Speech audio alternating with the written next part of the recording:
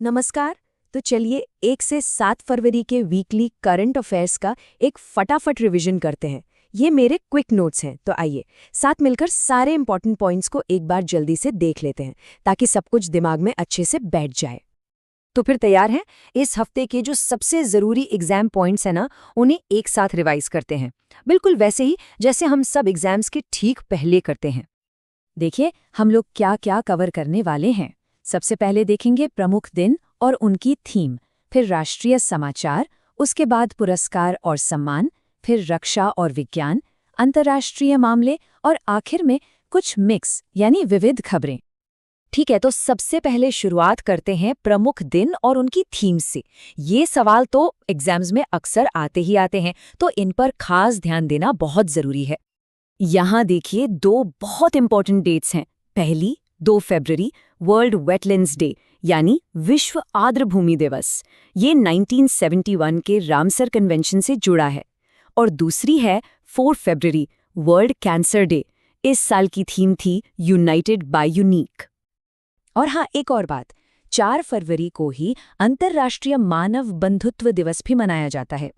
तो इस हफ्ते की इन 3 तारीखों को अच्छे से याद रखना है। चलिए अब आगे बढ़ते हैं और देखते हैं कि अपने देश में क्या क्या महत्वपूर्ण हुआ। नेशनल न्यूज़ पर एक नज़र डालते हैं।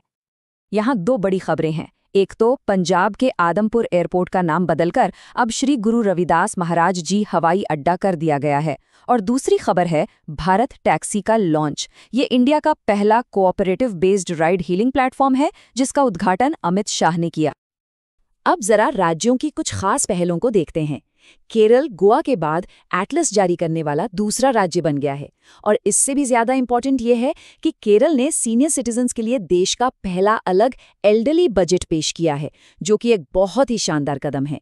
दूसरी तरफ मध्य प्रदेश सरकार ने छोटे बिजनेस के लिए पिलो एआई नाम की एक पहल शुरू की है। अच्छा, अब एनवायरनमेंट और एनर्जी से जुड़े 2 बड़े अपडेट्स। तमिलनाडु का वीओ चिदम्बरनार पोर्ट इंडिया का पहला ऐसा पोर्ट बन गया है जिसने एक स्पेशल एंटी ग्रीन सिस्टम लागू किया है।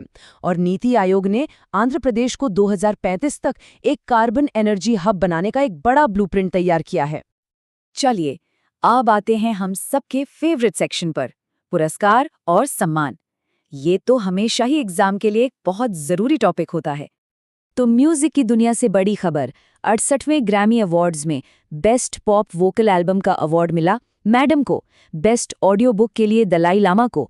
सॉन्ग ऑफ द ईयर रहा अब्राकडाब्रा और एल्बम ऑफ द ईयर मिला देवी तितर को। ये नाम याद रखने वाले हैं। अब इस पर खास ध्यान दीजिए, ये बहुत जरूरी है। क्रॉफर्ड पुरस्कार 2026 डॉक्टर वीरभद्रन रामानाथन को दिया गया है। और जो बात इसे और भी स्पेशल बनाती है वो ये है कि इस पुरस्कार को भूविज्ञान का नोबेल भी कहा जाता है। ठीक है, तो अगला सेक्शन है डिफेंस और साइंस का। देखते हैं इस फील्ड में क्या कुछ नया हुआ है। इस हफ्ते 2 महत्वपूर्ण मिलिट्री एक्सरसाइज हुई। पहली है अग्नि परीक्षा, जो अरुणाचल प्रदेश में इंडियन आर्मी और आईटीबीपी के बीच हुई। और दूसरी है खंजर 13, जो इंडिया और किर्गिस्तान के बीच हिमाचल में हुई। और एक छोटा सा लेकिन ज़रूरी अपडेट, ब्रह्मोस न्यूक्लियर सबमरीन, इसका निर्माण रूस कर रहा है। बस एक सिंगल पॉइंटर है पर इम्पॉर्टेंट है।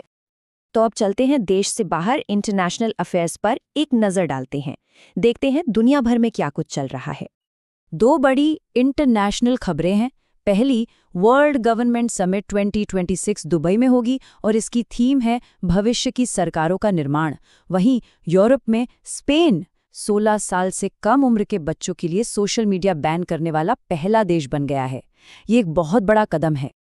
इस स्लाइड पर एक तरफ एक शानदार उपलब्धि है।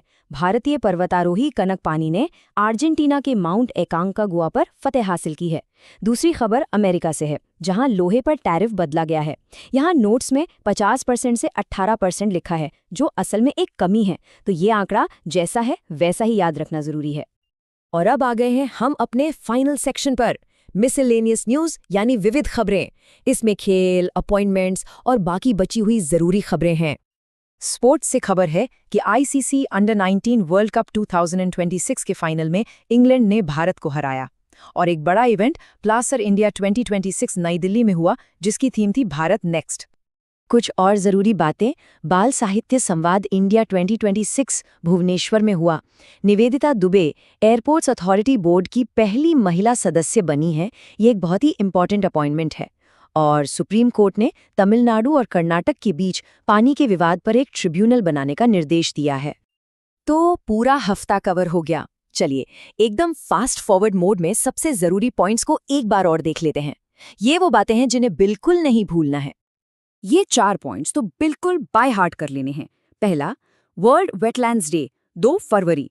दूसरा, क्रॉफर्ड पुरस्कार, जिसे भूविज्ञान का नोबेल कहते हैं, डॉक्टर वीरभद्रन रामानाथन को मिला। तीसरा, भारत टैक्सी, इंडिया का पहला कोऑपरेटिव राइड हेलिंग प्लेटफॉर्म। और चौथा, Nivedita Dubey airports authority board की पहली महिला सदस्य। तो ये थे इस हफ्ते के मुख्य करंट अफेयर्स। अब जाते जाते एक सवाल। सोचने वाली बात यह है कि इस हफ्ते की इन सभी घटनाओं में से किस एक घटना का भारत के भविष्य पर सबसे गहरा और सबसे दूर तक असर पड़ सकता है और क्यों? इस पर जरूर सोचिएगा। मिलते हैं अगले हफ्ते।